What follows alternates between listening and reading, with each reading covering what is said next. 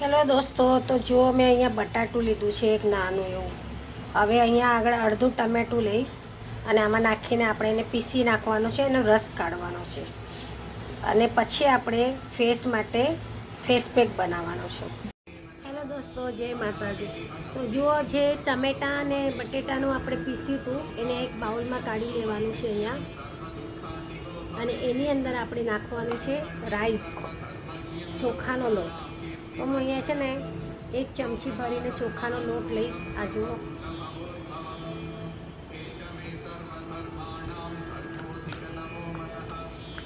અને એને આપણે મિક્સ કરવાનું છે. જાડું થાય ને, વધારે જાડું થશે તો આપણે એની અંદર રોઝ વોટર નાખવાનું છે. અહીંયા આ રોઝ વોટર છે, હું એની અંદર રોઝ વોટર નાખું છું.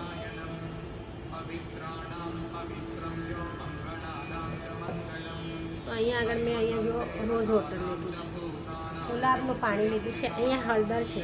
આ હળદર મેં છે ને ઘરે જ બનાવી હતી, જે મેં તમને બતાવ્યું તો એક વિડીયોમાં, કે આ હળદર આની અંદર નાખવાની છે ચપટી ભરીને. હળદરથી ગ્લો આવે છે. આ હળદર મેં લીલી હળદરમાંથી બનાવી છે. તમે જોઈ શકો છો કે આવી રીતે ડબ્બામાં ભરીને મેં રાખી છે અને બહુ સુગંધ આવે છે સરસ. અને આ બધાને આપણે મિક્સ કરવાનું છે.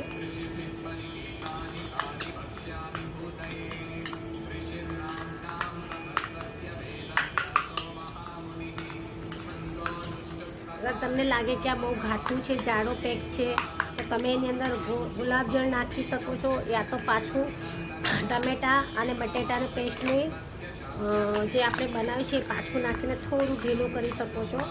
તો આ રીતે જુઓ, કોરિયન તો આપણે બી કોરિયન ઘરે બનાવીએ છીએ.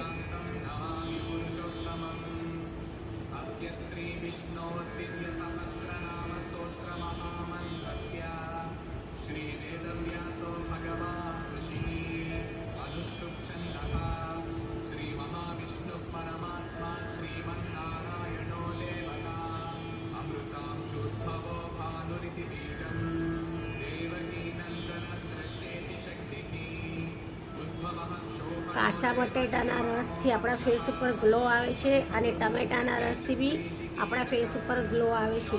હંમેશા ડૉક્ટર કહેતા હોય છે કે ટમેટું લઈને ફેસ ઉપર અડધું કરીને એને ઘસો, તો ટમેટાની અંદર પણ આપણા ફેસ ઉપર ગ્લો અને શાઇનિંગ લાવવામાં મદદ કરે છે. કાચા બટેટાનો રસ પણ આપણે ફેસ ઉપર ગ્લો કરે છે. હળદર છે, એનાથી પણ આપણા ફેસ ઉપર ગ્લો આવે છે. પણ હળદર હંમેશા ઓરિજિનલ લેવી, કારણ કે ખાવાવાળી હળદર લેવાથી બળે છે, એટલે ઓર્ગાનિક હળદર લેવાની છે. તો તમે આ રીતે ઘરે બી હળદર બનાવી શકો છો.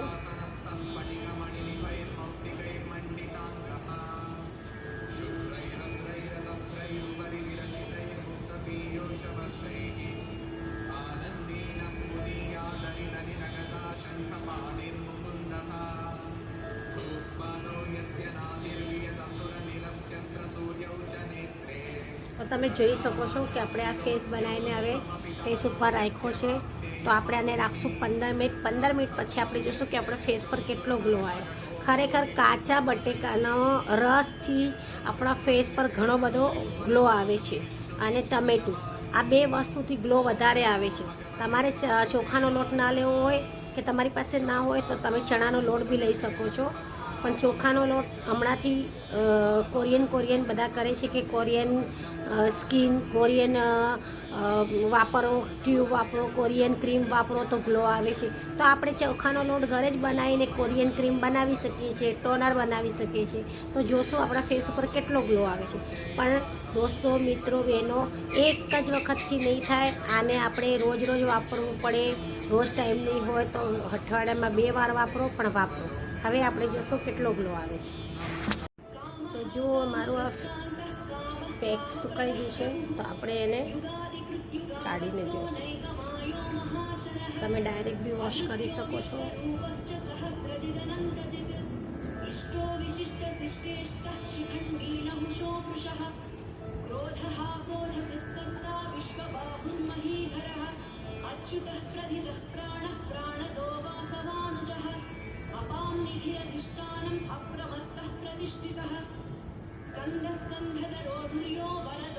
विष्णुवाहनः वासुदेवो बृहद्भानुरादिदेवः पुरन्दरः अशोकस्तारणस्तारः शूरशौरिजनेश्वरः अनुकूलस्य तावत्तः पद्मी पद्मनिभेक्षणः पद्मनाभोरविन्दाक्षः पद्मगर्भशरीरभृत् महर्धिर्रुद्धो वृद्धात्मा महाक्षो गरुडध्वजः अतुलशरभो भीमः समयज्ञो हविर्हरिः सर्वलक्षणलक्षण्यो लक्ष्मीवान् समितिञ्जयः विक्षरो रोहितो मार्गो हेतुर्दामोदरः सहः महीधरो महाभागो वेगवानमिताशनः उद्भवक्षोभणो देवः श्रीगर्भः परमेश्वरः करणं कारणं कर्ता विकर्ता गहनो गुहः व्यवसायो व्यवस्थानः संस्थानः સાચવીને કાઢવાનું છે કે આંખમાં ન જાય, કારણ કે આની અંદર આપણે હળદર નાખી હતી, એટલા માટે ધીમે ધીમે કાઢવું છે. रामो विरामो विरजो मार्गो रेयो नयोनयः वीरशक्तिमतां श्रेष्ठो धर्मो धर्मविदुत्तमः તો તમે જોઈ શકો છો મારા ફેસ પર કેટલો ગ્લો આવ્યો છે. તો જુઓ તમે. शत्रुघ्नो व्याप्तो वायुरधोक्षजः ऋतुसुदर्शनः कालः परमेष्टि परिग्रहः उग्रः संवत्सरो दक्षो विश्रामो विश्वदक्षिणः विस्तारस्थावरस्थाणुः प्रमाणं बीजमव्ययम् अर्धोऽनर्धो महाकोशो महाभोगो महाधनः अनिर्विण्णस्तविष्टो भूर्धर्मयूपो महामखः ફેસ અને ગળાનો કલર એક જ દેખાવો જોઈએ, કારણ કે ફેસ આપણો ગોરો થઈ જાય છે અને ગળું આપણું કાળું દેખાય છે. એટલે હંમેશા કોઈ બી પેક લગાવો, ક્રીમ લગાવો તો પહેલાં આપણે ફેસ સાથે સાથે આપણા ગળા ઉપર બી ધ્યાન રાખવાનું છે આપણે.